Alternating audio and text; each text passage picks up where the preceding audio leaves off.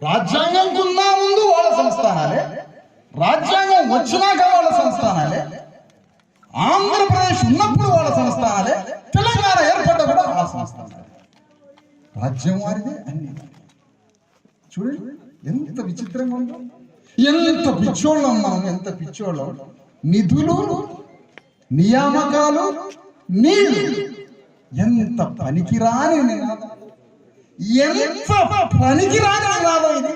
ప్రపంచంలో ఇంతకన్నా హాస్యం లేదు. కానీ ఆ మూడింటి మాటలతో ఒకడు రాజ్యానికి వచ్చాడు.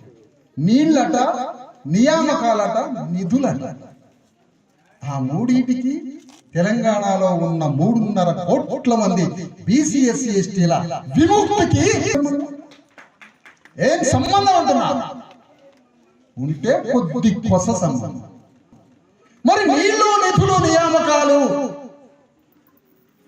మాకైతే తెలంగాణ రాజ్యం ఎవరికి?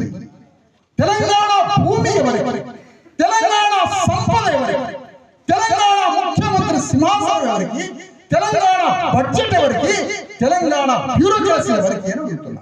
అంటే తెలంగాణ బ్యూరోక్రసీ రెడ్డి వెలమలదే, తెలంగాణ సంపద రెడ్డి వెలమలదే, తెలంగాణ అసెంబ్లీ రెడ్డి వెలమలదే, తెలంగాణ రాజ్యము, భూమి, సంపద, అసెంబ్లీ, బ్యూరోక్రసీ మీ రెడ్డి కులాలైతే మాకు నీళ్లు, నిధులు, నియామకాలనే ఒక బ్రోకర్ మాట చెప్పి మమ్మల్ని నమ్మించారు.